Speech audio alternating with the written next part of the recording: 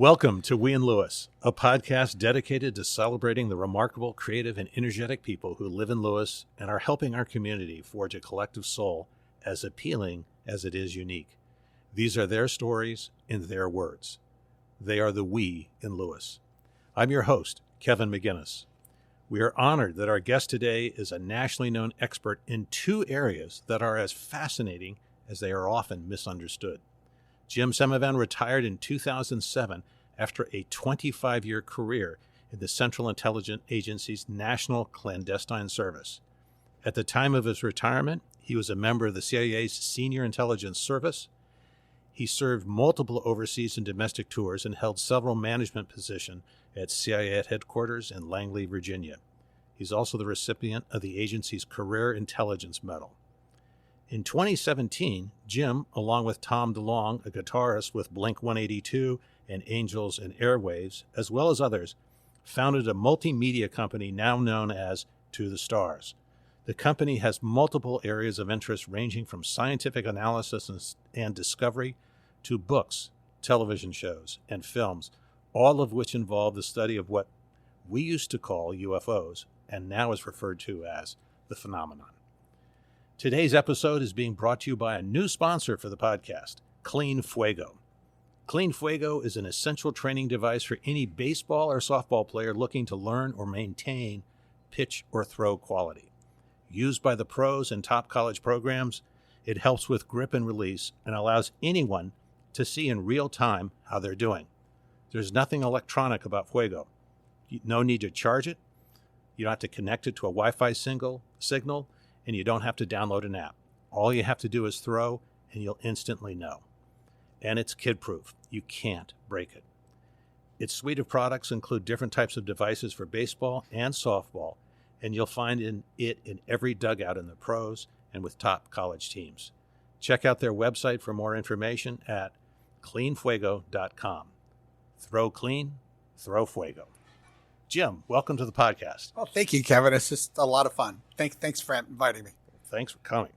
As you readily admit, you used to be a spy. When you say that, it conjures up mental images that we've developed over decades of watching movies, reading books, television shows. What does that really mean? Well, first of all, spies are actually agents that you recruit. At the CIA, we're referred to as operations officers, or case officers is the older term. Operations officers is the newer term. And what we do is we recruit agents. So a spy is the person who actually does the actual spying. What I would do was basically handle, that particular person to make sure that he's secure, I'm secure, and that the intelligence that he provides gets to the right people. It's been well documented based upon your reputation, tenure, and the honors and respect you've received that you were very good at what you did. What does it take not just to be an agent, but to be a good one? Well, I don't think I was all that good, to be frank about it. I think I did a credible job. There were so many people that I'm in awe of that I worked with who were far better operations officer than I'll ever be, and that did a lot more than I've done. But really what it takes is a certain type of doggedness. When you're trying to recruit a spy, you go through what we call the recruitment cycle, and it's spotting, assessing, developing, recruiting, then handling. And spotting is just trying to figure out who may have information that would be, worthwhile to the United States government. And that's hard to do because you have to meet somebody, you have to talk to them. And we have sort of a general rule that for, maybe every possible agent that you can have, you have to go through 10 other ones to get to that one. And then when you get them, you're not really sure until you get into this development phase. You spotted them, you meet them, you say hello, you ask them to go out to dinner, or you go someplace with them, or you meet again for a beer or coffee. And then, and this is just generalized, by the way, and then you sort of develop and you get to know them, and you get to know, what they're like, what their faults may be. And that's what you're looking for. You're looking for, you're trying to manipulate the relationship to a certain extent. Although in the end, you never really take advantage of anybody. And I'll get to that in a second, because that never works, or rarely ever works, I should say. But once you get to know them and you realize, oh man, you got kids going to school, or you have a sick wife, or whatever the story is, or you need money, or you're angry at the country, that you're working for, and you have access to information that we deem of value. If you don't have access, we're not interested. We're going to cut it off. I have other things to do, right? That's not my job. I'm not my job to be your friend, right? My job is to actually try to get information. So let's just say they do have information. So you develop that relationship, and hopefully you find, enough common ground between the two of you, where you, what we call, make the pitch. And the pitch would be something like, look, I know it's hard for you. I know you don't have enough money, and I know you want to send your kids to school, and maybe your wife's sick. I can help you with that if you wanted to, but is there any possible way you can, maybe feed me this information? That's what I'm interested in. And this is very simplistic, I'm sorry. But, and then the person would either say yes or no. And if they said yes, then you have to figure out, okay, now how am I going to do this? And now you pretty much know in advance. It's rarely that I ever pitched anybody that I didn't know that they were going to say yes, because when you develop in the proper way, you work towards that goal all the time. So you have a pretty good idea. They have an 80%, 90% chance that they're going to say yes. So you're prepared for that. And when you meet them, then you have to figure out, how are we going to meet? How are we going to run this relationship? And how do we protect you, the source, the agent? Because that is probably the primary rule that any good operations officer, adheres to, is source. We call it source protection. So that agent, his security and his safety are paramount. It goes above everything else. And and you continue that for the rest of the relationship, and then actually for the rest of your life and his life. So make sure that his name never comes out, and that he's never put in a compromising position. So once you get that, you start the process. Then you start meeting him in funny places and doing all kind of crazy things. And it's all what we call tradecraft comes into play. Everything you learned, in your training comes into play. And it takes a long time to get that down properly. And then that's called handling an asset. And then, and then maybe later on, after like 2 years, he might lose his access and you don't really need him anymore. So, usually there's a point where you have to say goodbye, and you make sure that it's a soft landing for that person, whether it's a payoff or whether it's, if you ever get another position, let us know. But you don't want to keep meeting that person. It's just too dangerous to do that. So most of the time, I think most CIA operations officers will tell you their recruited assets, they turn out to be pretty good friends. And you develop a really strong bond. I wanted to ask that. It might sound a little counterintuitive, because We're talking about finding someone who's willing to spy on his own country. But is it all based on trust? Do you have to have a relationship that allows for trust on both sides? Yeah, there has to be a certain amount of trust, but there also has to be verification. I've been lied to before, and sometimes the lying, is a way for the asset or the agent to protect himself, and maybe they don't trust you, so they're not giving you the whole story. So generally what you do is, when you recruit an asset, you always have to verify.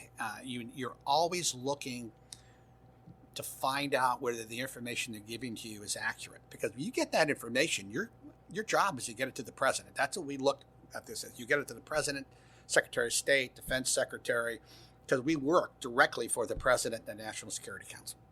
Those are our bosses. And that information we pass has to be 100% accurate, or as close to accurate as it possibly can.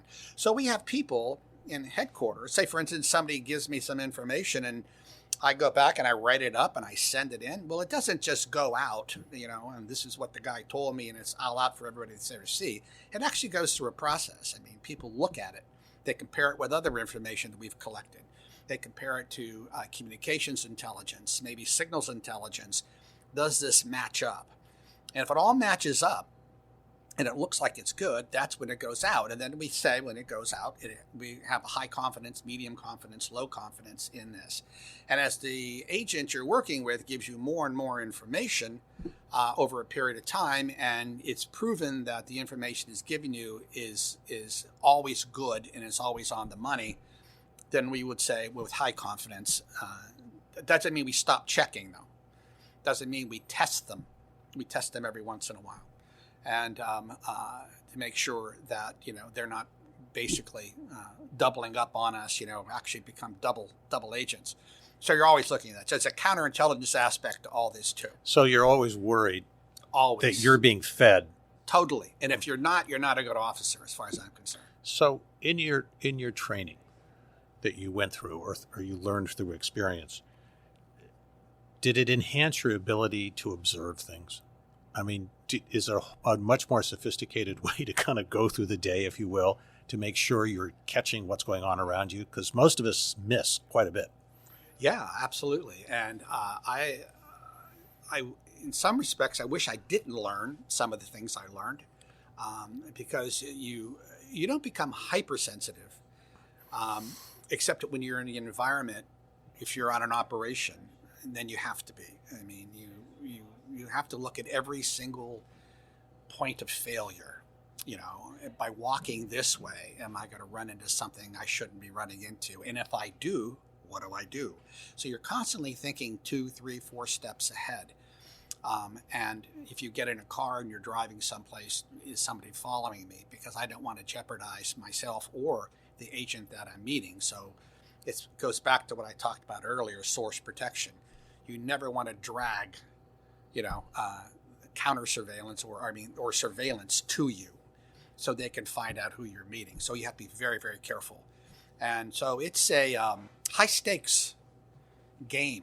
And it's that's why they call it the great game, right? And they also call it the wilderness of mirrors too, because in the end, you're never 100% sure of what you're getting. I think someone who's very qualified in these things, I had read, he referred to it as inattentive blindness, which is you're just oblivious to what's going on around you. But there's also intentional blindness, right, which is where you tend to see things the way you want. And that shades what's actually happening because you're going to interpret it a way that you're comfortable with. Yes, absolutely. And that's a human condition, though, isn't it? Mm-hmm. I mean, that's what you really... I think our training basically was like that. I mean, they made it a point to say, try to see things as they are, as opposed to what you think you're going to expect. For instance, you might be going to some place and it's an out of the way place and you think no one's going to be there. It's, that's just not the case. You always have to be looking, and you have to trust your senses, and you have to trust your gut.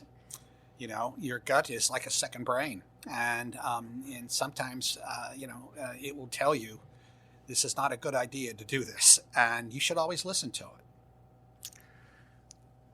Did you also learn how to steer a conversation, how to do it in a way that's not obvious to the other person, but there are a lot of techniques you can use to make them feel very comfortable with you in terms of monitoring their voice pattern or how you use some of their life in your things or an agreement. I mean, there are apparently a multitude of steps you can take to make a person feel more comfortable around you.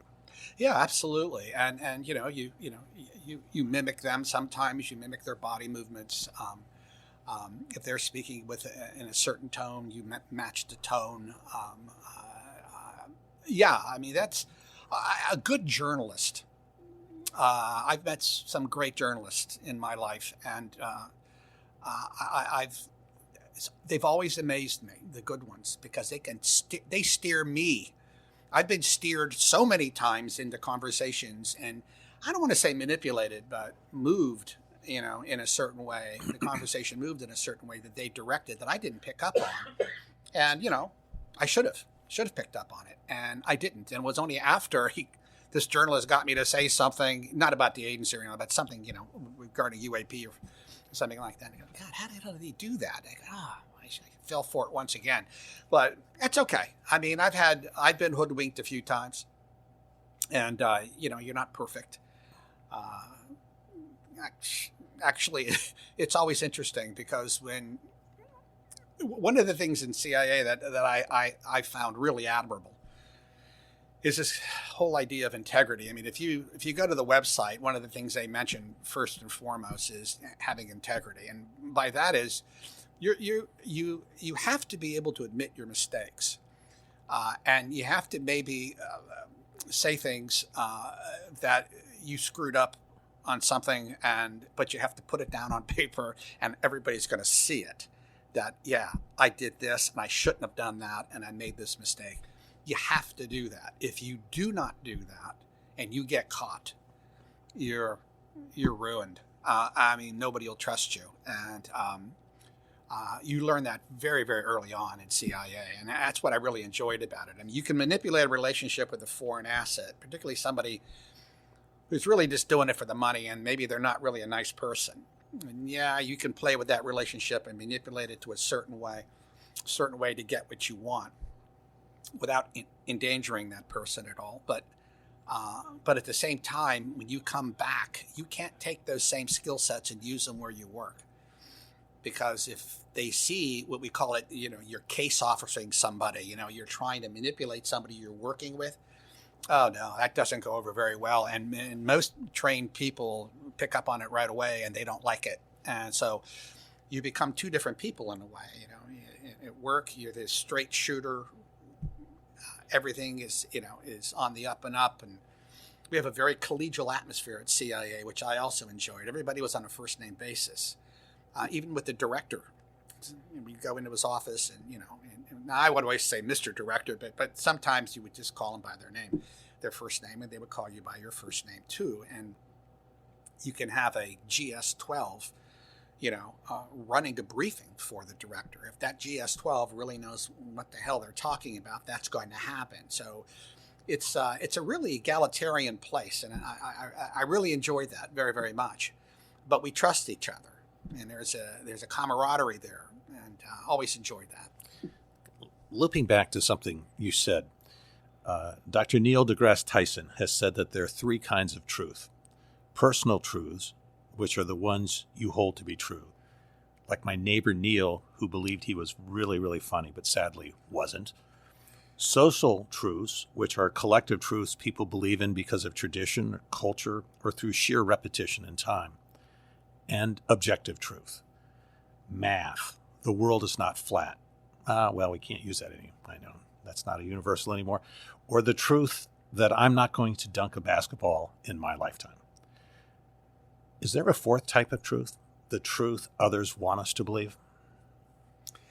Yeah, yes. I mean, I think that's pretty much what disinformation is. That's pretty much what propaganda is.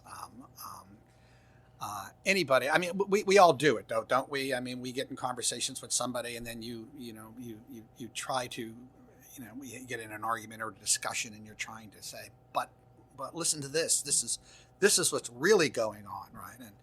And of course, it's just us. I mean, it's our own perceptions of reality and what we think might be true, and then we want to reinforce our own beliefs because it's important to us, and it's the human condition. But truth itself. Plato's truth, the archetype truth, that's a whole different ball game. I don't think anybody really knows what the hell it is in the end. I really don't. I think there's some basic truths, yeah, we're breathing, otherwise we wouldn't be alive. But I think beyond the very generalized version, we get into very iffy territory. But part of your job, I assume, is also misleading. You mislead people. You have to do it to accomplish what your objective is. What happens is, you have sins of omission and sins of commission, right? And the sins of omission, let me give you an example. We work with there's a name, Five Eyes, right? They call it Five Eyes, and it's the United States, it's Britain, Canada, New Zealand, and Australia, right? We have the closest intelligence relationship with them and a military relationship with them for all kinds of historical reasons. So we share an enormous amount of information, intelligence information with them, but we don't share everything with them, just like they don't share everything with us.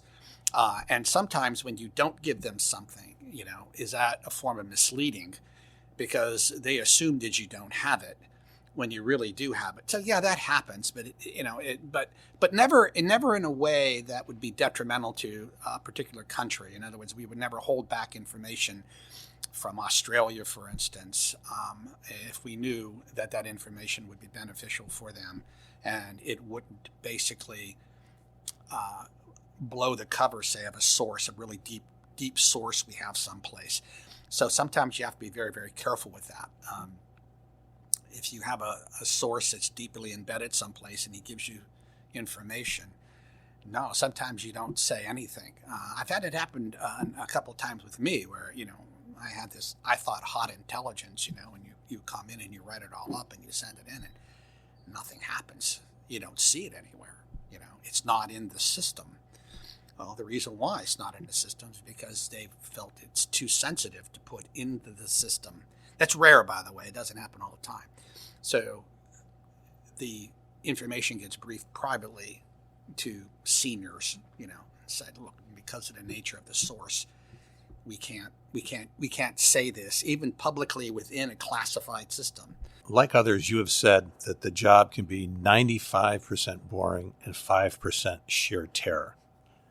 Is that true? Yes, I think it's absolutely true. I mean, the movie version of what we do, it really does create the myth of the quote unquote, agent, CIA agent.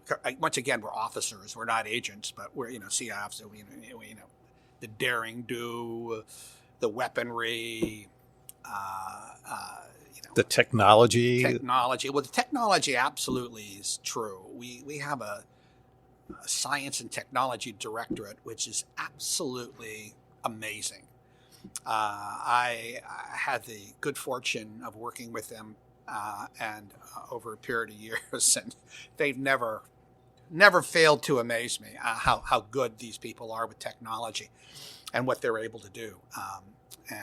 So yeah, I mean, a lot of that's there, but generally speaking, our day-to-day activities are spent reading, pulling things together, making sure that an operational act we're going to commit is done properly, and that every point of failure that can happen along the way has been addressed the best you possibly can.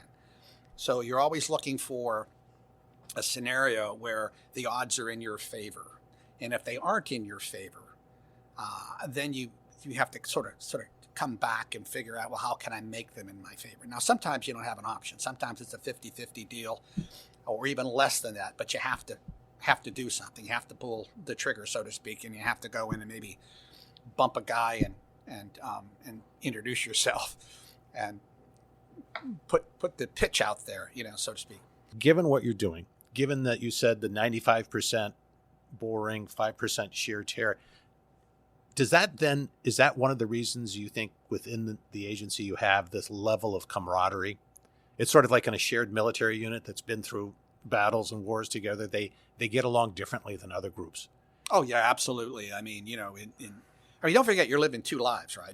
Right. Most of the time you're living under cover, and I had numerous covers, and when you do that, everybody sort of knows it's hard, and it's hard on your spouse, your partner, because you work maybe 10 hours a day, and then you come home and have dinner, and then you're out that night, and sometimes they don't know where you are. You certainly can't tell them, and you might be out 5, 6, 7 hours, and then you're coming home at 2:00, 2:30 in the morning, smelling of liquor, and because you went with somebody who was insisting that you have a couple of shots or whatever it is, and then and then it's a high stress environment, and you come home. Every time I've been involved in intense operations. I mean, it's you get the dark circles under your eyes, you get anxious, you get the stomach problems. I mean, I remember a fellow I worked with, very talented guy, very talented operations guy. I mean, he opened up his desk drawer one day and he had Advil, Tums. I mean, it was basically, just a gastrointestinal pharmacy in there. And the agency understands that. I mean, we have our own little medical facility in headquarters, for instance, and they know this. They know that it's a very, very high stress environment that you're working in, and even in the agency itself, very, very competitive. I mean, when they hire you, get hired, they might go through 500 resumes, and you're the one they pick, and you have no idea why they chose you. I mean, you may not be the smartest guy in the room, but you might have the best. You might be smart enough with the best street smarts and the perfect psychological profile for a particular job that they want, right? And that's what you're sort of looking at. So you go through this really incredibly intense process. It's like taking GREs all the time, and graduate record exams, or LSAT, law school exams. It's like constant. And then you're talking to psychiatrists, and you're talking to psychologists, and you're talking to, case officers in the field who want to see if you'll fit in, if you're the type of person. And it's I can't get into how many interviews or how many hours it goes on, but it's quite intense. And then you go through all of that, and then you go through the dreaded polygraph, and then at the end, and then they offer you, a job if you pass. But dealing with the personas, because if you're undercover, you have one persona, right. Then you have to come home. Is it hard to keep it all separate? Sometimes it is. Sometimes it is. Something you get used to it. The problem with it is if I was in a situation once where I had to go meet somebody. Somebody called me up and said, "There's a conference going on, and would you go meet? See if you can." We say bump into somebody and start up a conversation and see if we can become their friend, so to speak. And I went to this conference, and I had to pull a cover. I had a cover sort of in the background, so I grabbed that cover and I went, and I had a fake name, and I knew the person running the conference and got a hold of him. Yeah, no problem. I can do that for you. So he printed up all this stuff for me with my name tag and everything on it. And I go to this conference, and I'm under a fake name, and I'm there maybe 20 minutes. And all of a sudden, I see somebody walking towards me. He was a security director for a Fortune 50 company who knew me under another name, not my real name. So he sees me and he walks over and he starts talking to me. And he was a former FBI agent. This is a lovely man. And he looks at my name tag, and he looks at me and he goes, "Don't worry." It was just like, fine. He understood right away. Well, we're chatting, and all of a sudden, a scientist that I knew, happened to go to the conference, knew me under my true name, came up. And there's three of us, and he looks at my name tag, and he calls me by my real name, and the other guy, the ex-FBI, says, "Oh, that's your real name?" And it just got to be silly after, because everybody was laughing. And in those situations, you just have to fess up and say, "Yeah, okay, here's my real name, and yeah, that's a cover name, that's a cover name." And they ask, why do you use cover names with, other people? And it's really for their protection, not so much for ours, although it helps us also. But, Did it help that your wife was a clinical psychologist? Oh, I mean, she could help you with some of these challenges. She was wonderful. She was absolutely wonderful. I mean, when I first started out, if there was somebody I need, if we were at a cocktail party or an embassy function and I wanted to meet somebody, it was harder for me to meet somebody because when you go there, everybody, you got to be careful. I mean, people think that, officers are these slap happy guys. "Hey, how you doing?" And, shaking hands. And that doesn't work most of the time. You have to figure out a way to meet somebody that it looks natural. So one of the ways, my wife was such a sweetheart, and I would say, boy, I really would love to get to meet that guy over there. And she said, who is he? And I'd say, he's so-and-so, blah, blah, blah, blah, blah. And but, it's going to be hard. He's always with people. So she would say, it's okay. I'll take care of it. And so she would find the guy's wife and then start talking to the guy's wife. And my wife is, if you met her, she's extremely fun, amiable, extraordinarily bright. And she would come back with this woman and she would say, oh, meet my husband, Jim, this is so-and-so, blah, blah, blah. And of course the wife wouldn't suspect anything and say, well, you have to meet my husband. And that's how these things work. So you can do those things, you can do those kind of things. Or if you have a baby or a child, sometimes the wife will bump into another woman with the baby and the child, and then they start a relationship and the husbands come in. I mean, there's all kinds of ways to do that. I mean, it's subterfuge, and it's misleading, But in the end, what happens is if you do develop a relationship, they'll call you on it. You said your wife to, yeah, I did that. Because what you want to do is you want an honest relationship, right, as much as you possibly can, and you do not want to basically lie. You want to get that that straight right away. As you moved up to management, right, you also were responsible for giving people direction for sort of how, through a form of triage, because you're getting so much information, you're getting so many possible issues to address. I assume there's some process you all would have to go through to decide what we're going to focus on. Yeah, absolutely. One of the things in the intelligence community, and this goes for all 18 intelligence services who collect intelligence, we have these national intelligence priorities, and basically what it is it's a list of the most important things we need to know. So it's going to be countries like Russia, China, Iran. And then you break that down into their political, military, intelligence networks. And so you look at that and we have what we call requirements, which basically are just questions. Okay, what is Mr. Putin going to be doing? What are his plans for, China? What is his plans in relationship to the U.S.? And those kind of questions need to be answered. So those are really high priority. So if you're managing an office or you have a group of people that you're working with, you try to direct them to go there. And you go there first, and let's see if we can come up with something. Very, very hard to do because, if you're sitting in a CIA station, in an African country, there are not going to be that many Russians there, particularly that many Russians there who have access to information in the Politburo or direct access to the president. So then you're going to have to focus on things maybe a little bit lower, maybe local, stuff that's going on. So, but you always have to look at the high stuff, the high priority things. Yeah. So you do that. But in reality, despite what we might think from entertainment sources, the CIA has a very diverse group of staff in terms of their expertise, their background, their areas of learning. And do you need that to be able to really ascertain what's true and not true?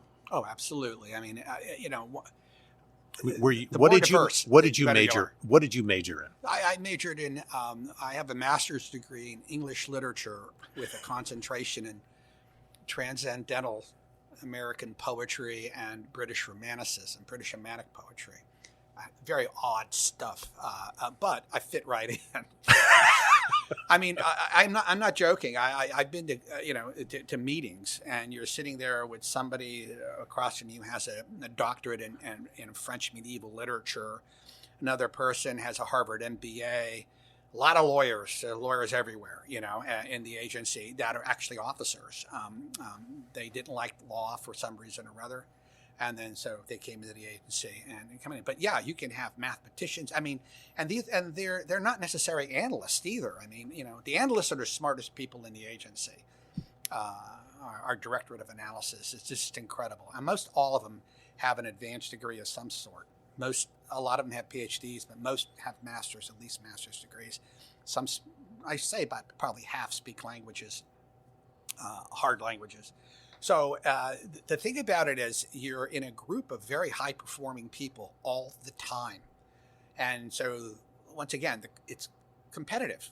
And because somebody has to get promoted, there's only so many slots Congress allows you for like a GS 12, 13, 14, 15, and then into the rarefied atmosphere of the Senior Intelligence Service, where I think only 3% of the agency officers make it that far.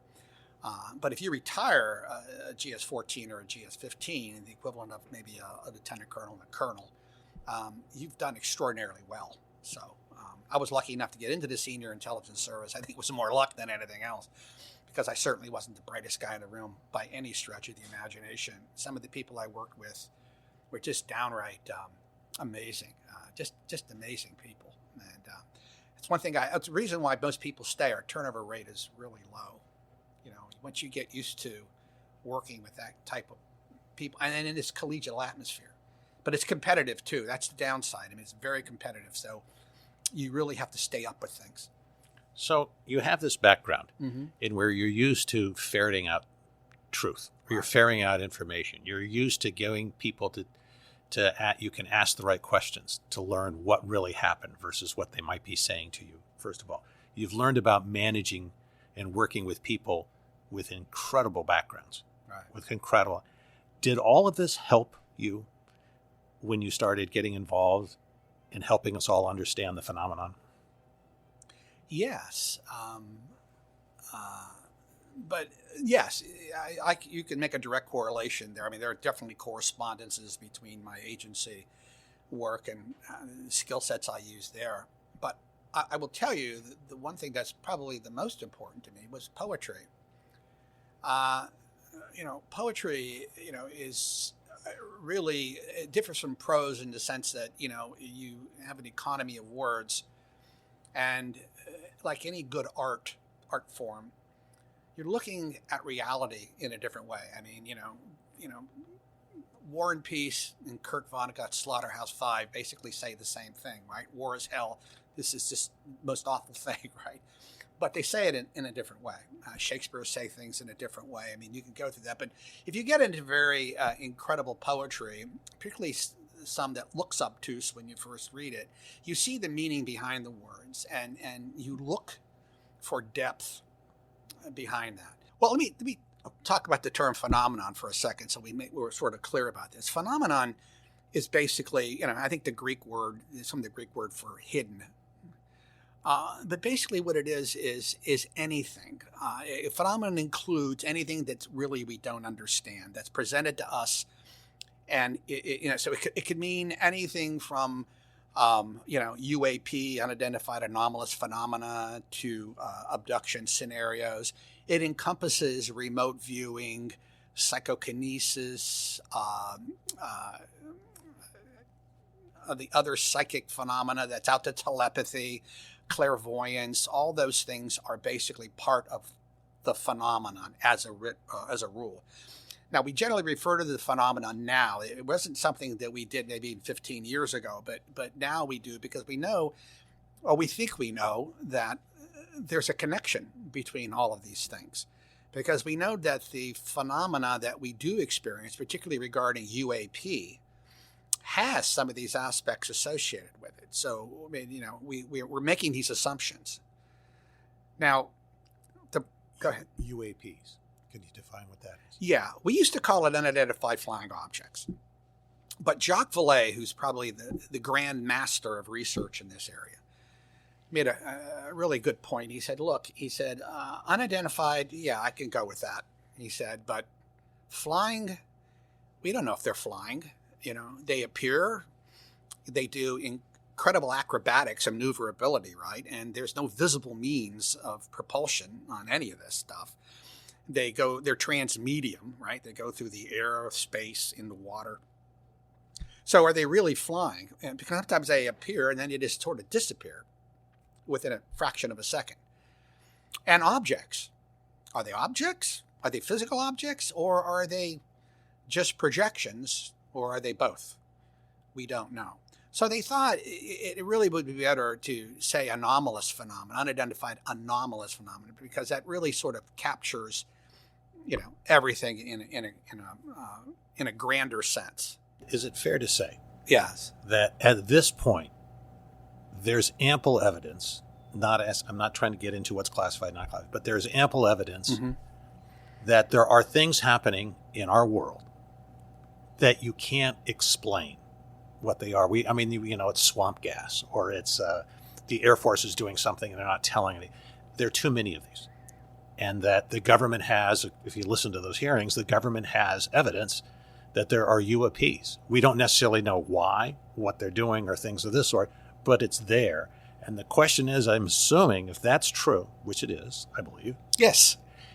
If that's true, then are there some legitimate governmental reasons for sort of downplaying it? Maybe not to the degree of all the personal attacks and so on, but downplaying it. I mean, are there security or military advantage or civic alarm? Are these some of the considerations that go into how the hell are we going to deal with this? I think you're absolutely right. I mean, there's probably a myriad of them. I can't speak for the government at all. I don't know the exact reasons for them. I'm pretty sure national security is right up there as the number one. Don't forget, if we have it, if we have downcraft or we have information, so does China, so does Russia, and so do other nations. What's amazing to me that this has been kept this quiet. You worked for the government. You sort of know what how these things have a tendency to leak, and a lot of this stuff has leaked. The problem with it is, the people that leaked it, there's nobody senior coming out, really senior, coming out with the evidence in their hand. Right now, all we have is we have anecdotal data. We have a lot of radar data, a lot of sensor data. We have a lot of first-hand data. People have, eyewitnesses to all this. We have plenty of evidence. The evidence is overwhelming that this is actually real. I know it's real because I've seen things, and it's real.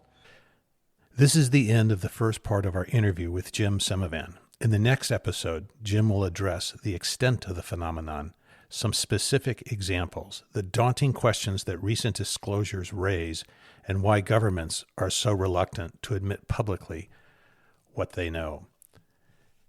It's an amazing episode and certainly unlike anything else we've ever shared. Thanks again for listening. Till next time, this has been We and Lewis, the podcast.